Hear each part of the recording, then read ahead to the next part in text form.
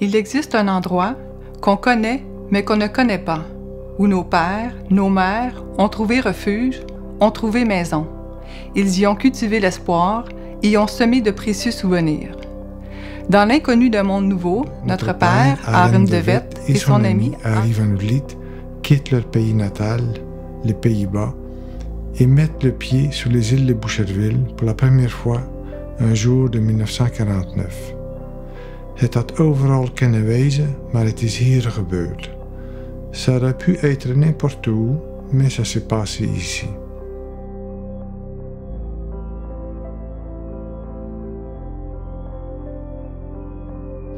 Bien, le contexte qui a fait que le père de Janine et mon père aient décidé de venir au Canada, c'est un peu par hasard, hein, premièrement. Après la guerre, c'était assez la désolation aux Pays-Bas. Puis là, l'histoire dit que, tu sais, M. Van Vliet, il a entendu dire que mon père voulait partir. Lui, il disait on devrait aller au Canada. Mon père avait demandé déjà préalablement à ma mère de correspondre avec elle. Ma mère, étonnamment, a accepté dans un but vraiment de mariage. Elle a toujours dit qu'elle se sentait destinée à un avenir exceptionnel et que pour elle, partir, c'était quelque chose de tout à fait acceptable et normal, envisageable en tout cas. Mais moi, mes parents n'étaient pas en couple, par exemple. Ma mère, elle a immigré plus tard, à ses 18 ans, elle était infirmière en langue, puis ils se sont rencontrés ici. Moi, je dis toujours que, comme il y avait peu d'Hollandais, bien, je pense même qu'elle travaillait chez vous. Oui, à ce moment-là, tout à fait. Puis là, à un moment donné, il y avait un petit party, puis ils ont dit, bien, lui, il est célibataire. Fait que quand ils sont arrivés dans un petit party, ils se sont regardés, mais ils se sont rencontrés ici, mais c'était deux Hollandais là, qui se connaissaient pas. Et ta mère m'avait dit qu'elle s'était faite courtiser par plusieurs Hollandais. Oui, j'ai entendu ça aussi. Mais qu'elle a sélectionné ton père. Oui, c'est ça. Donc, pour elle, c'était clair que c'était lui qui était l'heureux élu.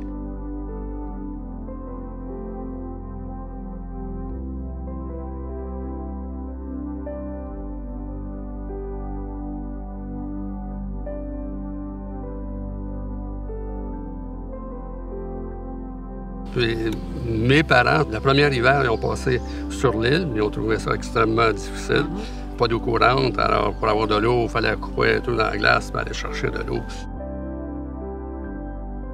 Oui, nous, on est resté sur l'île jusqu'en 69, 70. Effectivement, les hivers, c'était assez rigoureux. C'était difficile. Il fallait être débrouillard. Vraiment, puis entre autres, on avait de la visite. Hein. Il y avait des ponts de glace qui se créaient. Comme à l'anniversaire de mon père, au mois de février, la communauté venait nous visiter, puis ça traversait en auto, puis il y avait un stationnement d'auto en face de l'île Grosbois. Pour le reste, les défis, c'était l'école aussi. Traverser en toute sécurité. Il avait développé des techniques assez particulières pour sécuriser tout ça. Là, mais je me souviens de mon père qui, avec son pic à glace, allait tracer le chemin. Donc déjà, je cherchais celui qui apparaissait déjà le plus solide, je présume. Mais le fait de piquer avec la glace, c'était un moyen donc, de vérifier l'épaisseur, mais aussi de s'assurer qu'il y ait de l'eau qui revienne par-dessus. Donc, s'il faisait ça très tôt le matin, ça créait aussi un chemin en cours de route qui était plus solide. Il plantait des branches en cours de route. Donc, nous, on avait notre sentier qu'il fallait suivre, qui était des fois sinueux. Hein? C'était pas toujours en ligne droite. Il fallait suivre le sentier pour se rendre à l'école. Il était très téméraire. Il passait sur une mince couche de glace. On avait une petite embarcation dans laquelle il fallait se réfugier en cas de danger. Là, mais ton père puis mon père, ils ont fréquemment passé une jambe dans la glace, puis embarquer, s'accrocher sur sa chaloupe. Là, c'est définitivement, ça rendait la vie beaucoup plus difficile, surtout pour les enfants qui allaient à l'école. Moi, comme plus jeune, je me rappelle seulement de l'espèce de bateau à hélice qui avait la capacité d'aller autant de glisser sur la glace que sur l'eau. Ça, c'était notre moyen de transport. On a pu manquer une journée d'école, parce que là, cette bidule-là fonctionnait autant sur la glace, la neige puis l'eau. Puis c'était quand même assez spectaculaire, parce que quand on traversait, là, Marie-Victorin, les autos arrêtaient pour regarder ça, pour observer ça. On devait passer pour des extraterrestres, c'est sûr. Là, c'est ça.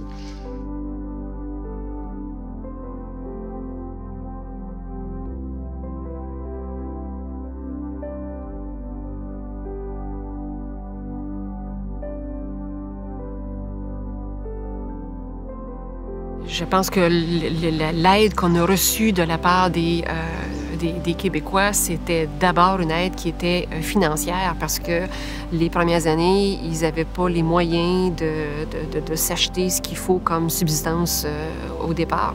Donc, il y a le marché local qui leur a fait crédit toute une année, comptant sur le fait qu'il les rembourserait à la récolte, ce qui est quand même exceptionnel comme mode de fonctionnement. Et il y avait M. Aubertin qui les a reçus, leur premier employeur, qui les a aidés beaucoup aussi, que ce soit dans le prêt qu'il fallait pour s'acheter la terre, pour s'acheter la machinerie, prêter aussi les machineries. Donc, une aide fonctionnelle. Et les Savaria sur l'île qui leur a promis aussi que, bon, l'hiver étant difficile, de ne pas hésiter à prendre l'aide qu'il fallait. Mais on était quand même isolés, donc il y en avait peu de contact avec les Québécois. Mais ma mère, tu sais, quand elle est arrivée au Canada, mon père était en train de construire la maison. Puis la maison, tu sais, ça s'est construit sur plusieurs années. Là. Le premier carré de maison, après ça, des petites rallonges. Le coffre de bagages a servi de cabanon pendant des années. Puis ma mère est toute fière, elle envoyait des photos régulièrement à sa famille, tu sais. Puis là, à un moment donné, elle a reçu une lettre de sa sœur, puis il dit « Arrête d'envoyer des photos, nos parents sont plus capables de voir dans quelle misère tu vis. » tu sais. Il partait, il avait fait comme 2 pas en arrière là, quand ils sont arrivés. Mais quand ils sont partis, en Europe, c'était un petit peu comme ici, c'était après la guerre, il y avait beaucoup de destruction. Alors, moi, mes parents, c'était vraiment là, mariés, voyage de noces ici. Pour eux autres, c'était une aventure. Et puis l'aventure est devenue la vie. Puis... Mais comme René dit, quand tu envoyais des photos ou des lettres, ou quand les gens venaient visiter, surtout dans les premières années, c'est pas facile. Mais eux, ils voyaient pas ça comme ça. C'était pas un sacrifice. Non. Jamais j'ai entendu ce mot-là. Je pense pas qu'il y a aucun qui a eu vraiment un moment de regret d'avoir fait non, le move. Le move.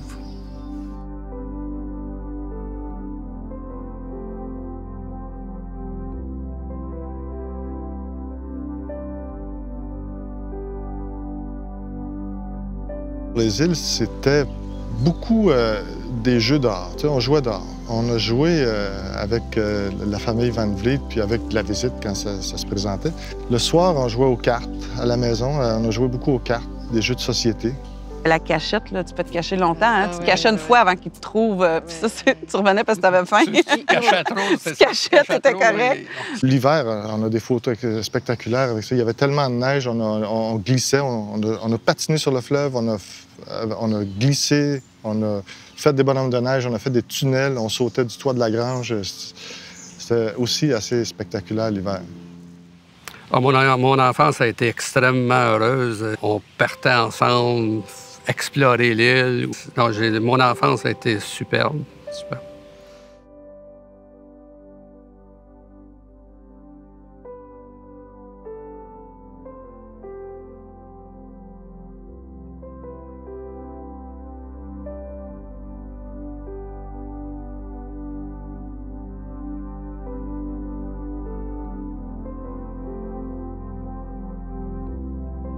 Les Hollandais dans le temps, là, c'était comme une petite communauté. On se connaissait tous, on s'aidait. S'il y en avait un qui partait à son compte, acheter une terre ou une ferme, on l'aidait tous si on pouvait pour qu'il parte bien. Je suis la première arrivée femme à Boucherville. C'est pas toujours facile. J'étais enceinte pour le premier bébé. Mais l'île, c'était un temps idéal pour les enfants pour jouer dehors. Dans la vraie nature, c'était vraiment formidable.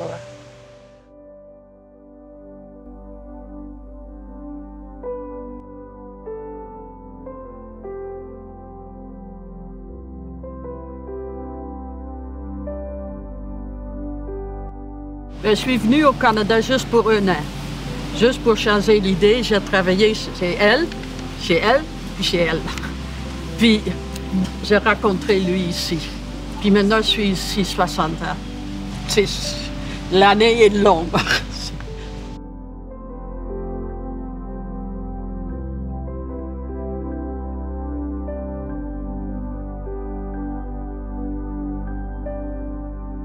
J'ai aidé les Hollandais quand ils sont arrivés. Je les ai aidés. Surtout, je leur ai enseigné le français. Parce que quand ils sont arrivés, ils ne disaient pas un mot français. Je suis émigrée au Canada en 1962. Puis je suis 78 ans. Je suis né en Hollande, dans la ville de Schipluiden, en 1934.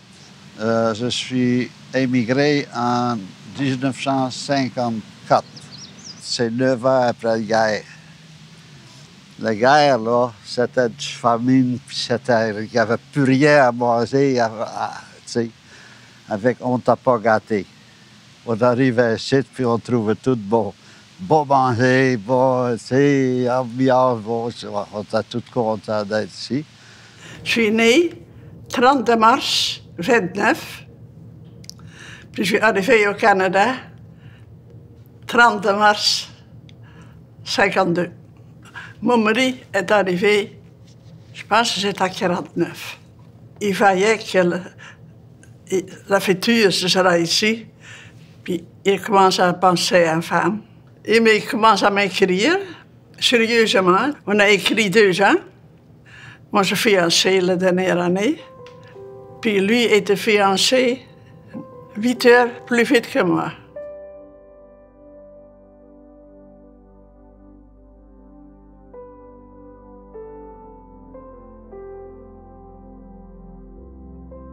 Puis moi, en 1951, là, c'est un beau grand Hollandais est arrivé. Il avait 6 pieds 2 et demi. Il avait des beaux cheveux blonds, puis des beaux yeux bleus. Puis moi, ben, c'était un coup de foudre, ce garçon-là. Mon père, il cherchait pour sa fille quelqu'un de bien à son goût. Fait que ça ne marchait pas, hein, un immigrant. Il a fallu qu'on se fréquente pendant 2 ans, au moins, si c'est pas 3, à cachette. C'était pas facile, mais quand on a pu se marier, ben là, j'ai été heureuse. Puis on a eu ensemble 6 beaux enfants. Mes enfants étaient toujours très contents d'aller chez ma tante Nell. C'est toujours une fête. Puis mon mari vient le soir, puis il dit toujours, j'allais bien, les enfants vont bien. Puis, oh, oui. Ja, dat is waar.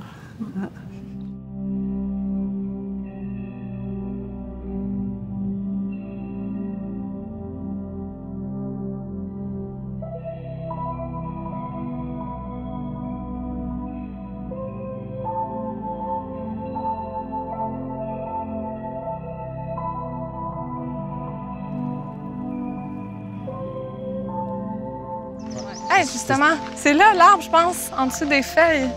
Quel arbre? Ben l'arbre, tu sais, l'arbre qui était frappé par la foudre, puis tous les cousins et cousines, on allait tout le temps jouer là. C'était du temps là-dessus. Ça, c'était la limite du terrain de la famille Van Vliet.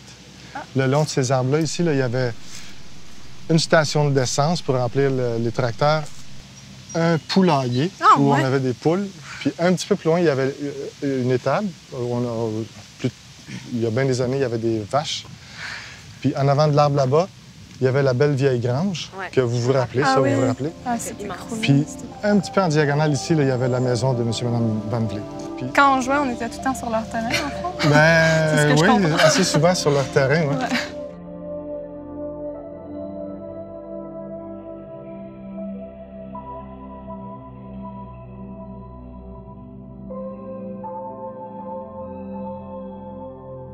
Directement, genre, en me mettant à marcher, j'ai trouvé que ça sentait. Puis c'est ça que je disais à ma sœur. Ça sent l'île. Ça me rappelle comme... Les odeurs. Oui, ça me rappelle comme le feeling d'être à la maison, puis de voir des cousins partout, la couverte, qu'on pique-niquait, on siestait, on faisait la grosse sieste en dessous de ça quand il faisait chaud. Des cousins qui se soufflaient dans le nez, tout le monde se bagarrait au mât, elle nous servait des... Tu sais, son petit dîner... classique avec les patates. Il y a eu plusieurs grandes rencontres familiales ici. Là, avec, ouais.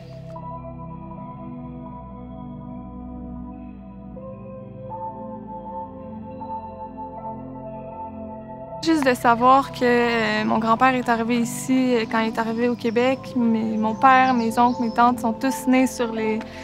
ont grandi sur les îles. Puis comme on parlait aussi, on a tous grandi à Boucherville, dans le vieux Boucherville.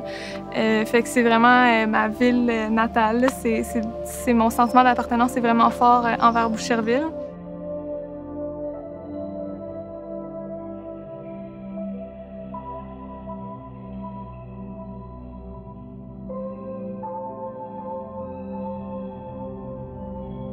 C'est ce que je retiens le plus du patrimoine qu'il me laisse.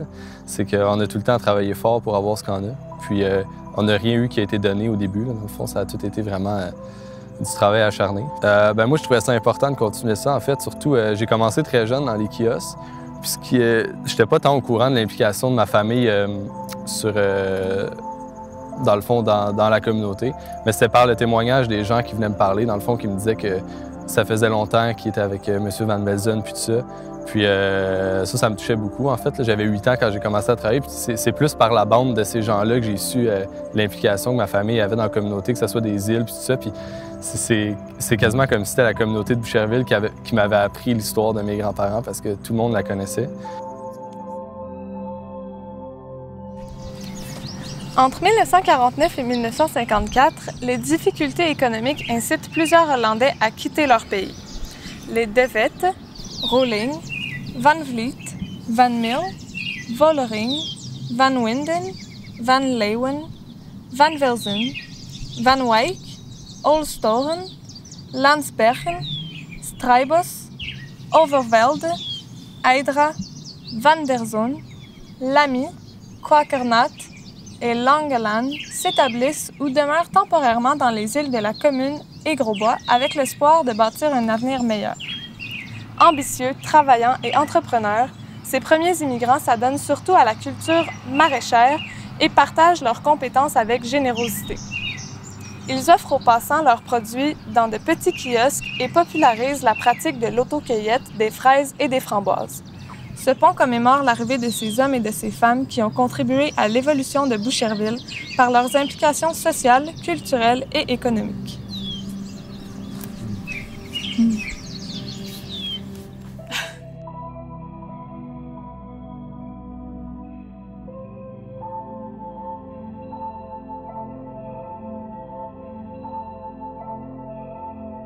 Fait que le nom Van Velzen, aujourd'hui encore, il perdure. Ils ont des kiosques. Fait qu'ils ont des kiosques ferme Van Velzen à Boucherville, à Sainte-Julie, à Varennes, il y en a plusieurs. Le premier kiosque a commencé sur le bord de l'eau, là, en face des îles. Puis moi, si je travaillais là tout l'été, j'avais le droit d'aller en Hollande un mois. C'était comme ma paye, là, tu sais.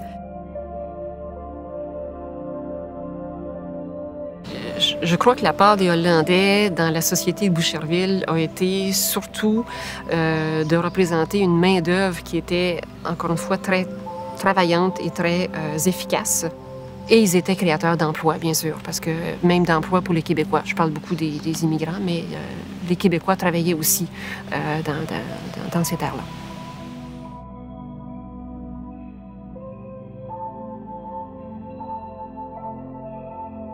Ja, we were strong. We were strong people. We did a lot. And when we look now, everybody have a good life. And that is the main thing. We came here not to stay poor. We want to work, and it works out well.